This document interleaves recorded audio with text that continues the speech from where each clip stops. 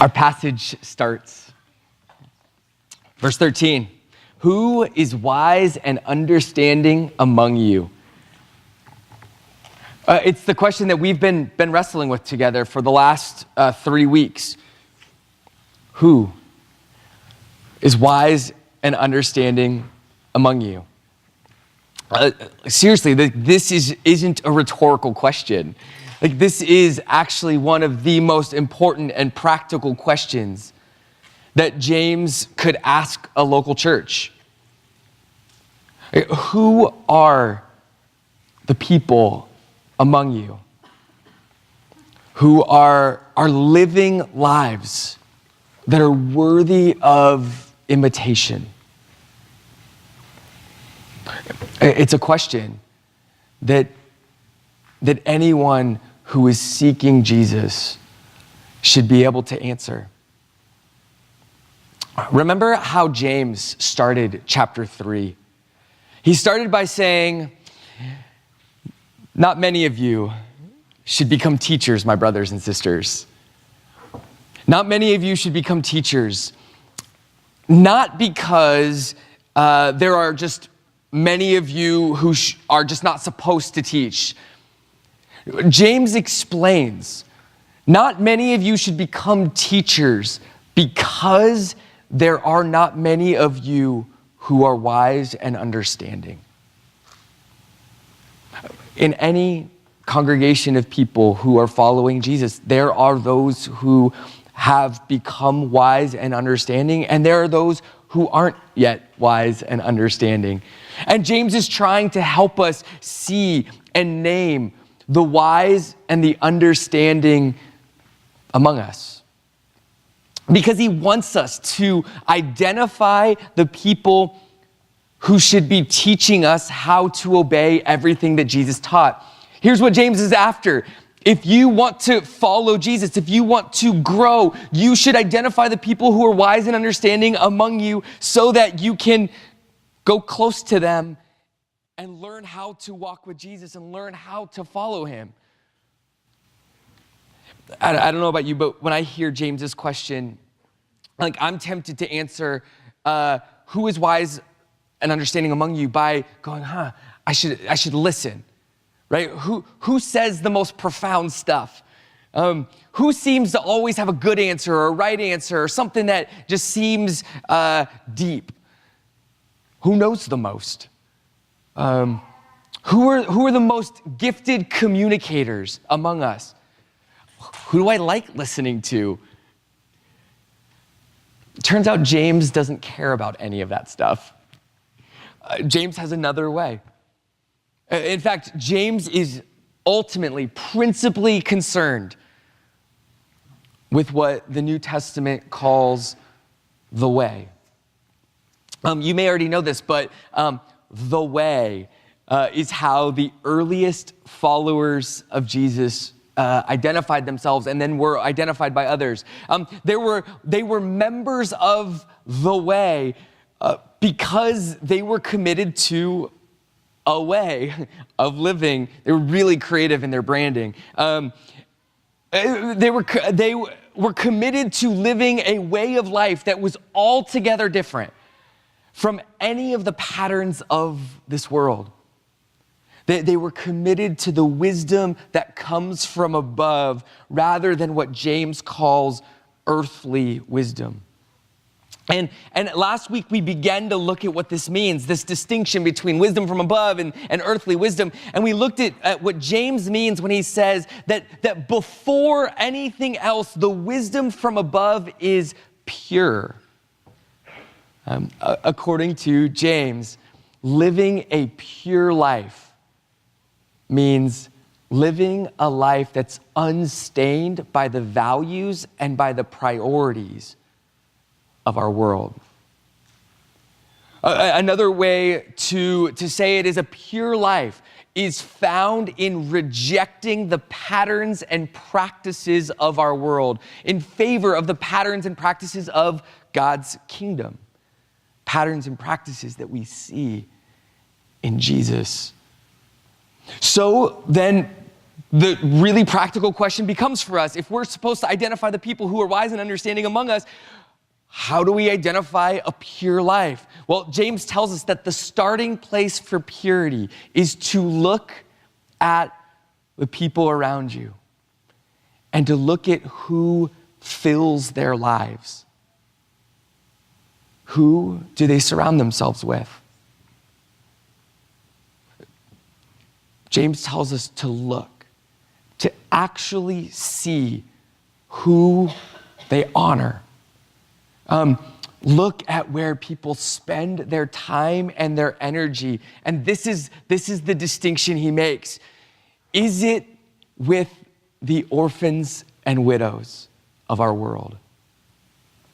Those people that our world routinely says have no status, have no importance, have no value, have nothing to offer us or the church or the kingdom, those who are routinely forgotten.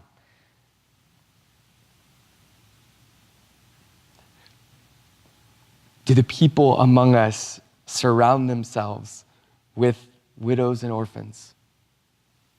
Or those who sort of fall into that category? Or are the people among us constantly surrounded by the people who can advance their careers or status or their standing in society, their position in the community? And this is really a question of movement upwards or movement downwards, a movement upwards toward the bigger and toward the better and toward the glamorous and toward the glory is for James the very heart of wisdom that comes from the earth. What James calls unspiritual or demonic wisdom. But to move down toward the small, the seemingly insignificant, to move into the margins of society, among sinners and the forgotten, into obscure places. Like, this is where we find Jesus. This is where the purity of the kingdom is formed in us.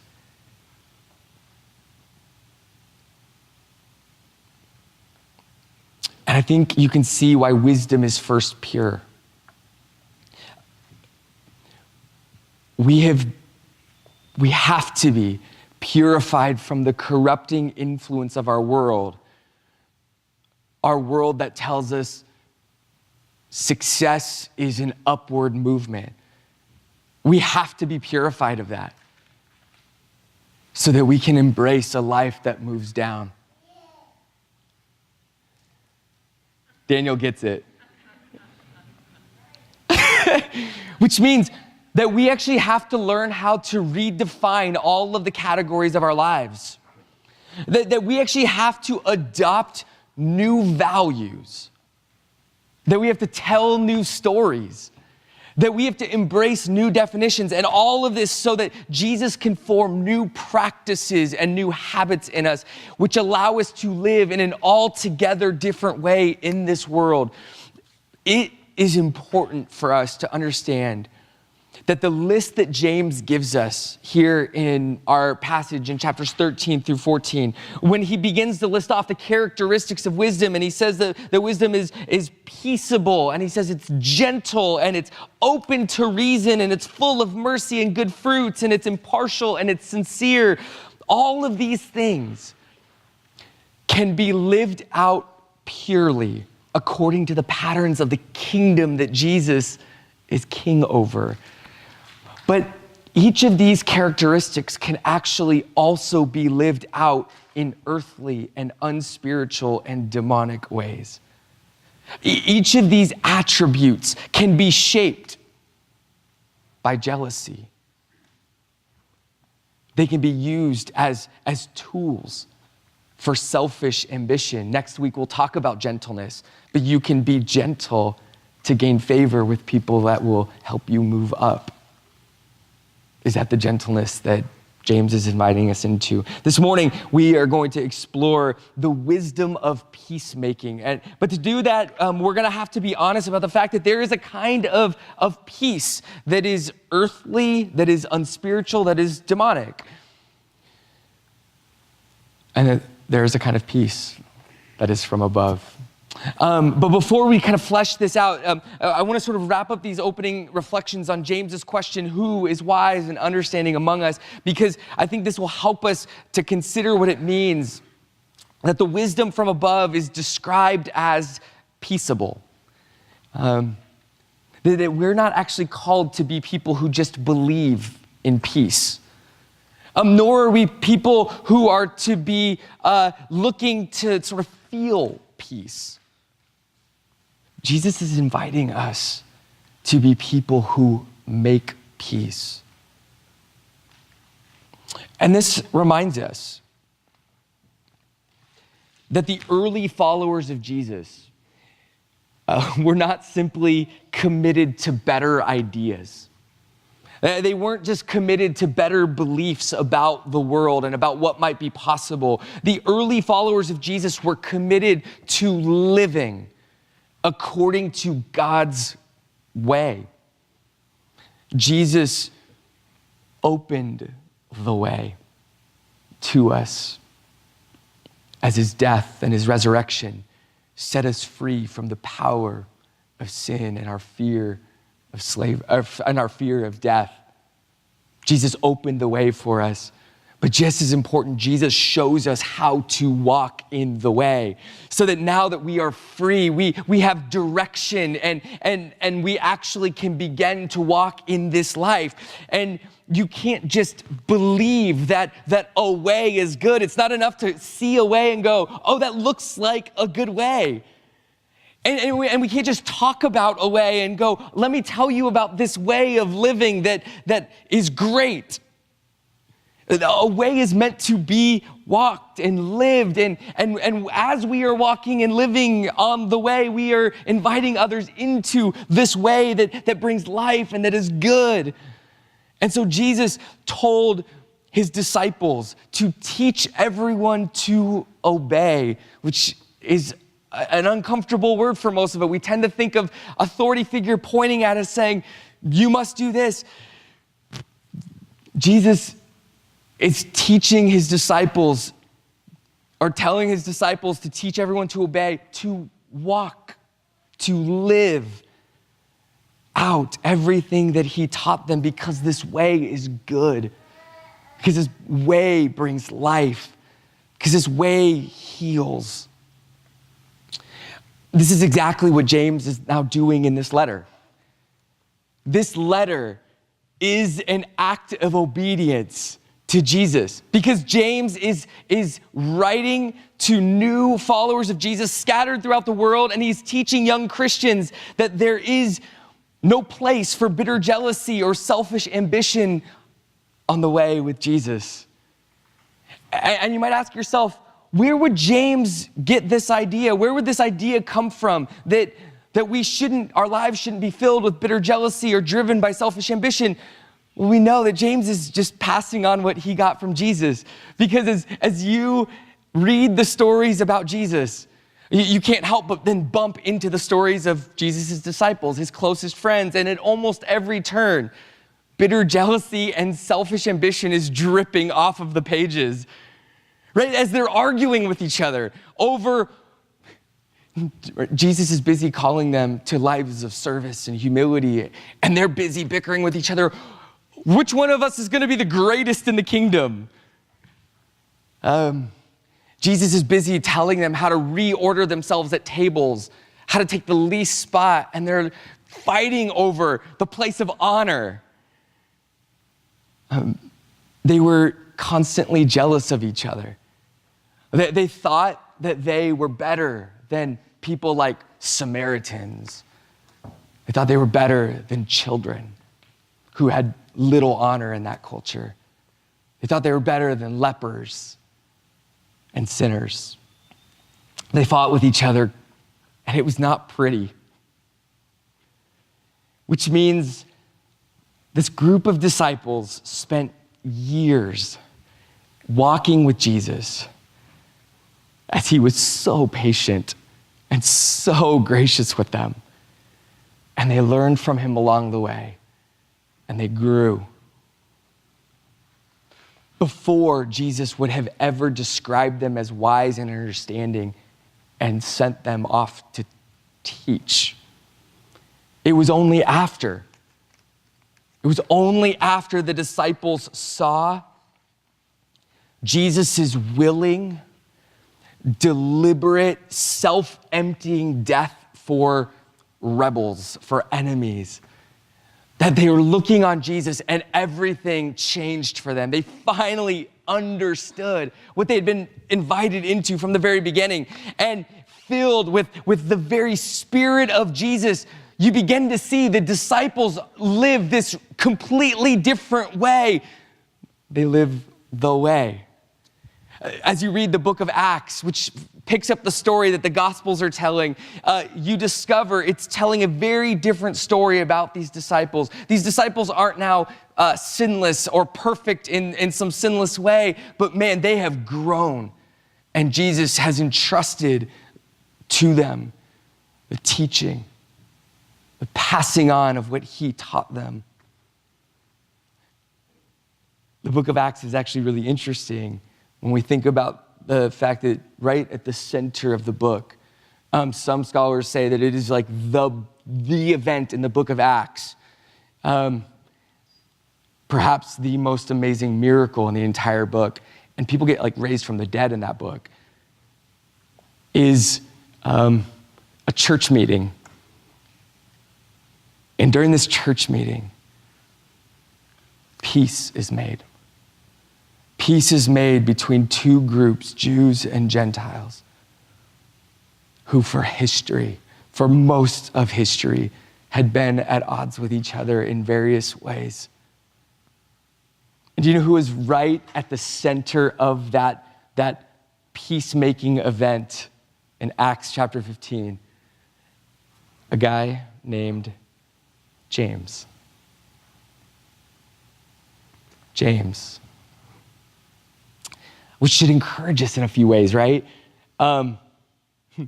If you do an honest examination of your life, I've encouraged you guys to do this. I don't know if any of you have been bold enough to invite the people around you to speak into your life and to answer this question, am I wise and understanding according to the wisdom from above? But if you've looked at your life and you go, I'm not there yet,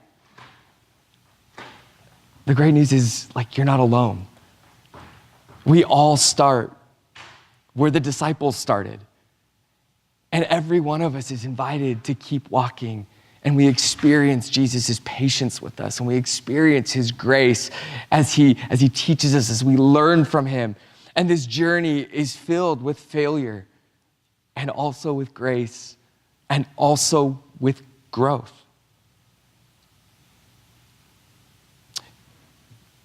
If you are not capable of doing something as incredible or extreme as like building your own house, there are some skills you could learn to begin moving towards being able to do that. But you start small, you start somewhere. If you are not wise in understanding, there are some practices that you can learn. Practices around making peace. A small place to start, but for James, an essential place to start. Peacemaking for us is not optional. It's the starting point of a life with Christ, because, as we learned last week,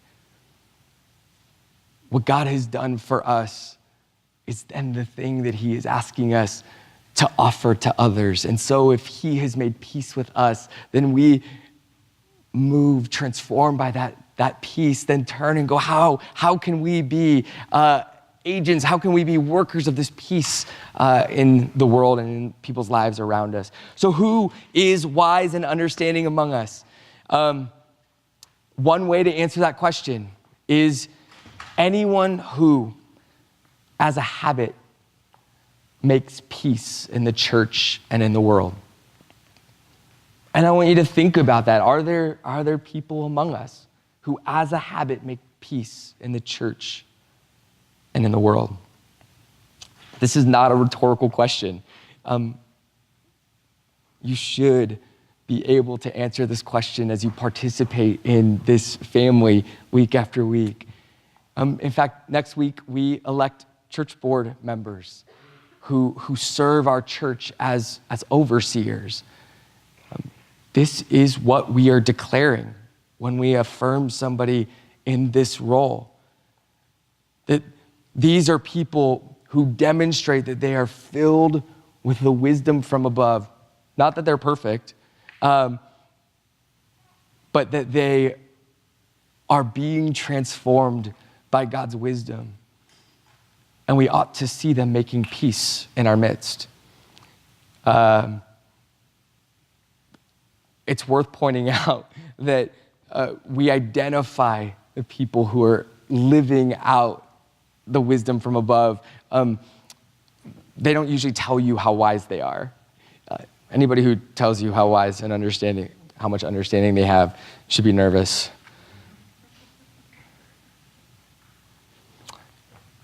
So this was, you may have noticed after a couple weeks that each of these kind of sermons have kind of two parts. There's the part where we dig into the characteristic of wisdom, and that's what we're going to sort of enter into. But the first part is really this reflection on what does it mean to follow Jesus and to allow him to transform us, to allow him to bring us into this life of wisdom. And so we're talking about like kind of the wisdom from a big picture, and then we kind of narrow down into the attribute, the characteristic. And so let's take a look at peacemaking. And I don't intend for this to be exhaustive because as you guys are meeting in your small groups, I've given you some resources to wrestle with this and to begin to put it into practice. And so my hope here is to sort of give you some categories to think about, some ways of kind of working through this a little bit, so that then when you go into your small groups, you're ready to say, this is the thing that Jesus is leading me to do. These are places where I need to be a peacemaker. And so peacemaking, what is this peace from above? How does one practice peacemaking? What does it look like for peacemaking to become a spirit-formed habit in your life? I want to start answering that by pointing to three kinds of peace that I think are not included in the wisdom from above. These are what I sometimes sort of think of as like pretend peace. Pretend peace makes me think a little bit of like fast food. It's easy when you're in a hurry. It often tastes good. It doesn't generally cost as much as healthier food. But in the end, it's mostly empty calories. And we're usually less healthy when we've settled for it. And if it's our only diet, we're dying. That's dramatic, but I think also if our only, if pretend peace is the only kind of peacemaking that we are engaged in, we're probably dying in faith. Pretend peace tricks us into settling for something that's less than what God made us for. And so when you look at each of these pretend forms of peace, you realize that they have no real connection with the life that Jesus lived, what he did, who he is, and who he's calling us to be. And so the first, I'll run through these, and if you're taking notes, you're actually going to want to list these three, because when we spend a few minutes talking about this in some smaller groups, you'll want to have a record of these. But the first form of pretend peace is what I will call peace through power. Peace through power. The second is what I'm calling peace without, and this is a big word, provocation. Clearly, I'm just looking for P's for alliteration's sake. I'm succeeding hugely. Peace without provocation. And the third is what I call personal peace.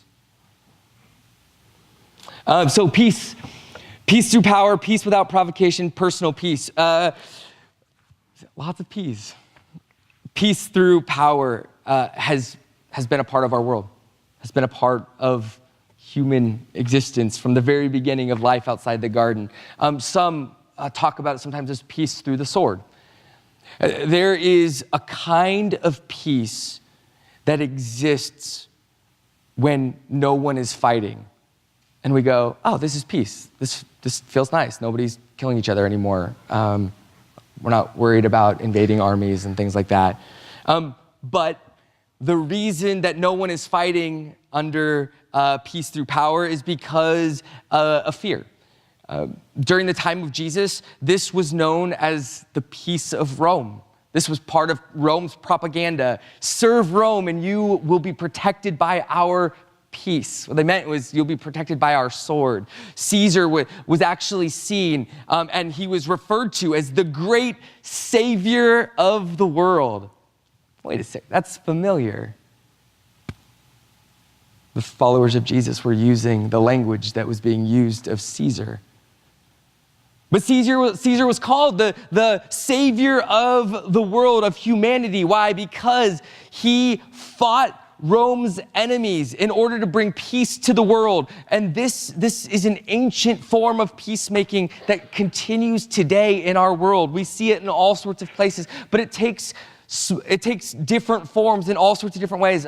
For Black History Month, I've been doing some just intentional reading about our stories, about our history, and I'm struck by the way that our context, our country has recreated again and again in different ways new illusions of peace. At first, it was the ability of white slaveholders to keep their black slaves from rebelling through the threat of violence. There were other ways as well. But then even once slaves had been freed, it was through acts of terror, horrific acts of violence, lynching, burning crosses, that former slaves were now being kept in line.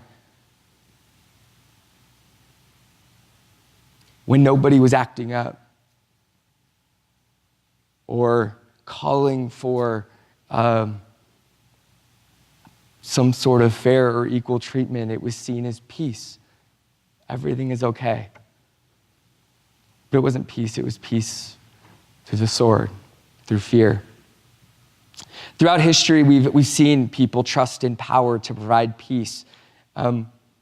If we're honest, as people who live in the most powerful country in the world, we have often liked this peace very much and trusted in this peace. But in every culture and in every time, and our time apparently hasn't come yet, but it's fairly predictable, power always fails to maintain peace. In fact, the Bible shows us that peace through power locks us, enslaves us into a never-ending cycle of violence. Things might be quiet for a moment, but that's only because the tension is building beneath the surface. Jesus shows us a different way. If you have power, Jesus, who is God, did not consider equality with God something to be grasped, but he emptied himself, taking on the form of a servant. And being found in human likeness, he humbled himself to death, even death on a cross. Just saying that line, even death on a cross, the fact that it doesn't sort of evoke audible gasps from us shows how distant we are from what Paul was saying in Philippians 2. that Jesus would die the most shameful and humiliating of deaths as the God of all creation at the hands of his created beings. He clung to nothing, giving it all away. And so if you have power, imitate Jesus.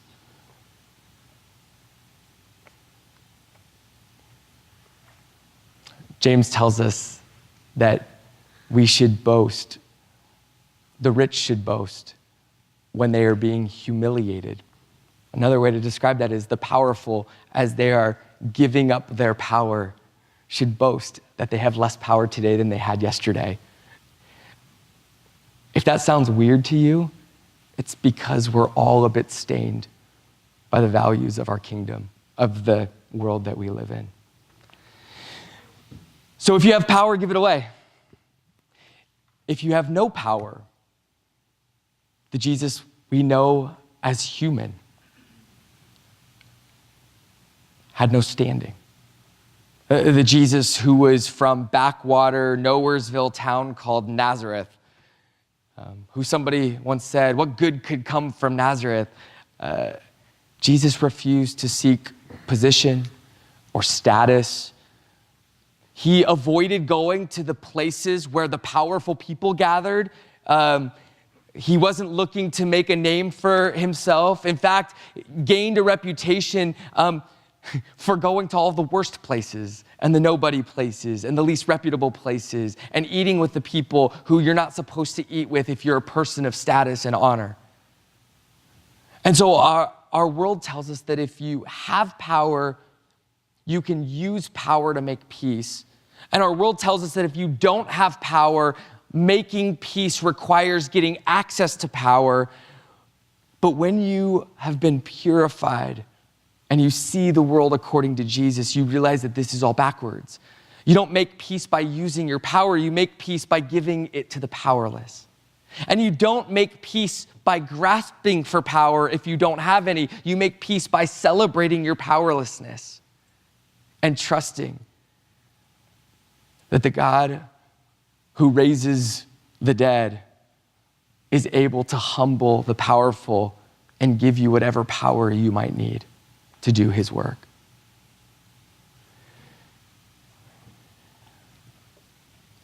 If this sounds crazy, it's because of how deeply shaped and formed we are by the ways of our world.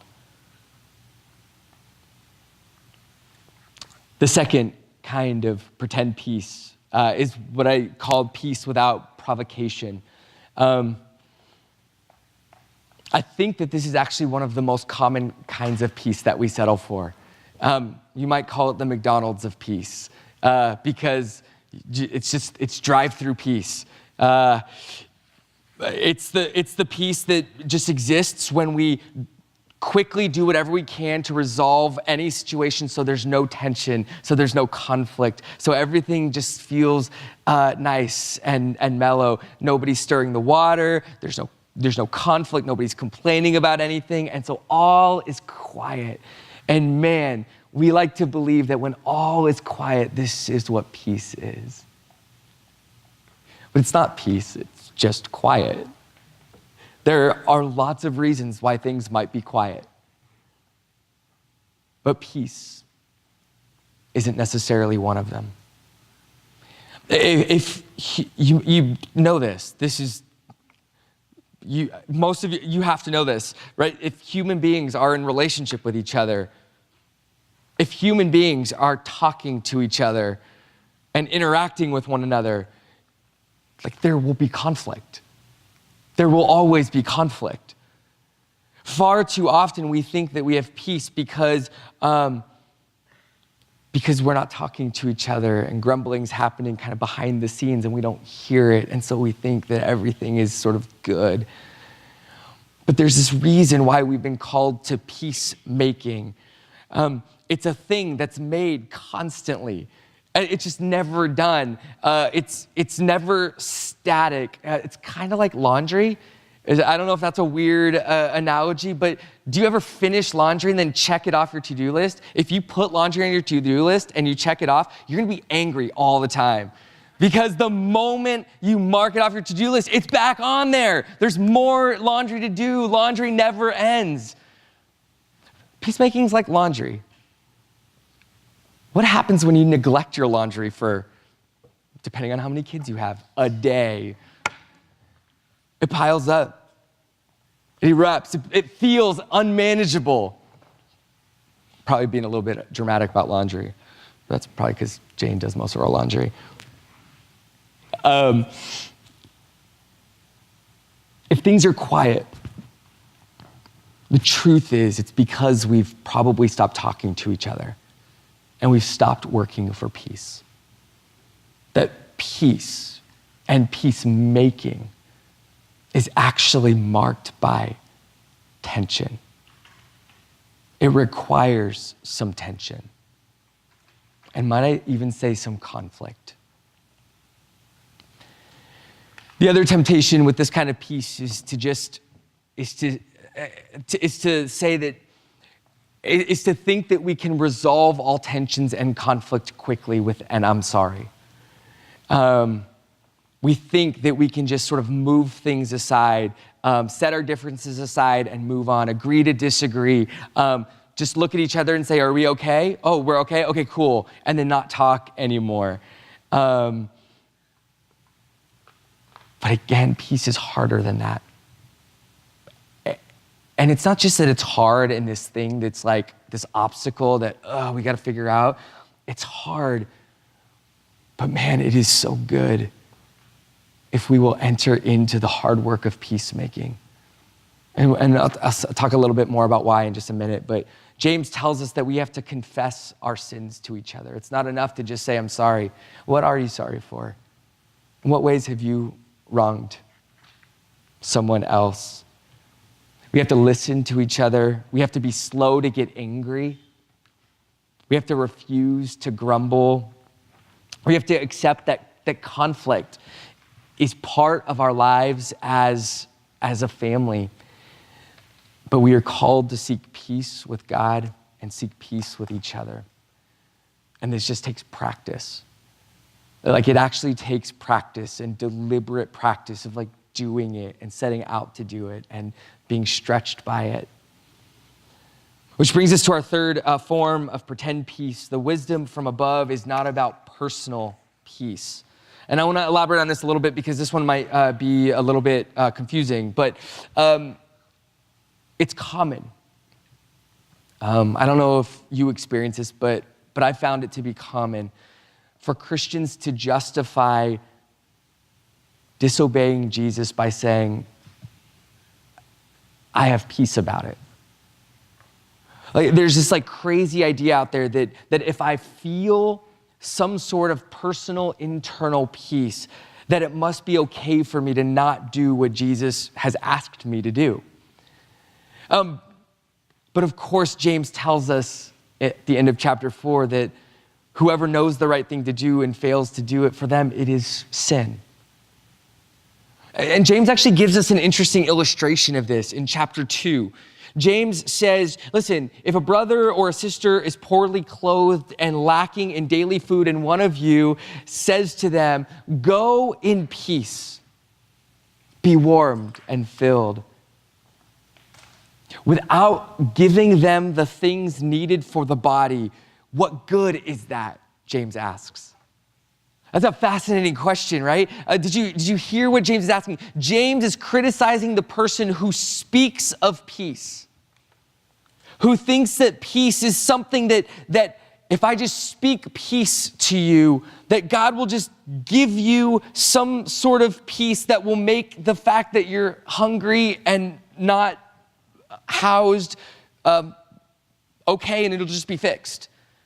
But James asks the question, like, what good is this word about peace? With the answer being, it's not good. It's not good at all. It's not real peace. Which brings us back to, and we haven't talked about it at all, but the reading that we heard from Tom earlier, from the Gospel of John. Jesus has just been raised from the dead, and he comes to his disciples who are in this locked room, and he shows up, and 3 different times he speaks about peace to them. He speaks to his disciples, men and women who are in need. They're terrified in this room, and they've been given a job that they are not equipped for. But Jesus doesn't say to them what the person in James says, which is, go in peace and may you have everything you need, and then leave. No, Jesus says, not go in peace, but peace be with you. He says it 3 different times. Peace be with you, and with the peace that he wants to go with them, he encourages them in the way that they need to be encouraged. He breathes his spirit on them and promises that his very spirit is going to indwell them. The spirit that they will need to do the work that they've been called to is going to be provided by him for them. He gives them clear direction. As the Father sent me, so I send you. And he gives them power. Whoever you forgive on earth will be forgiven. Think about what Jesus does. Jesus gives them what they need to make peace with each other and with God, and to invite others into the peace of God and into peace with them. Jesus sends them off with what they need. And so peace is with them.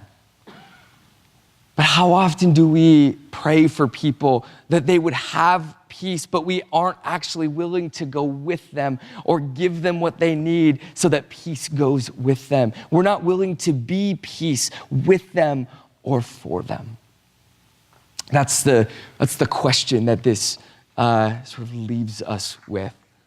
And so we have these 3 different kinds of false peace, and you can see in each of them how they're a distortion of, or altogether different from, the peace that Jesus brings and that he invites us into. And so we think about peace through power, we think about peace without provocation, and we think about personal peace. All of these fall short of the peace that we experience in Jesus. None of these require us to imitate Jesus as peacemakers in the world. But the way of Jesus is a life of peacemaking. And James tells us that this work will bear fruit.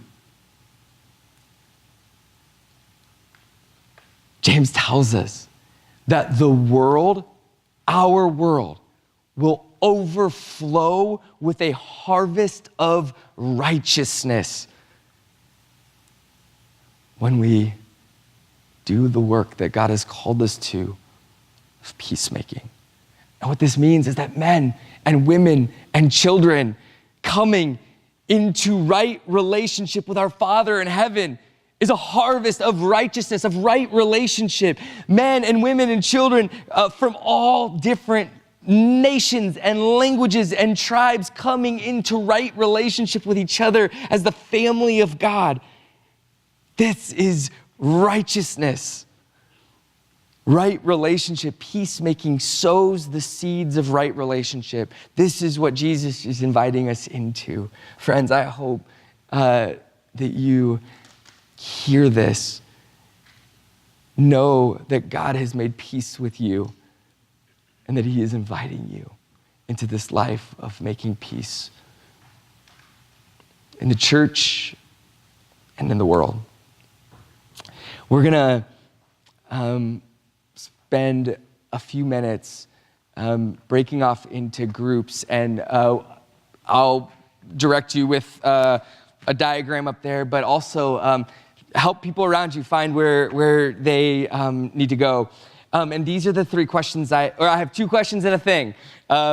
We always end praying for each other, and I know that some of the groups sometimes get caught up in the first 2 questions and don't spend the time praying for each other. We don't have a ton of time, so try to kind of move through them quickly and then pray for each other. But the first is, which of these 3 pretend pieces are you most tempted by? The peace through power, peace through provocation, without provocation, and personal peace. Sort of a internal peace without obedience. Which of these are you most tempted by? Who have you seen be a model for peacemaking? Who have you seen that you would say, this is a peacemaker in our midst. And then would you pray for each other for the wisdom that is peaceable?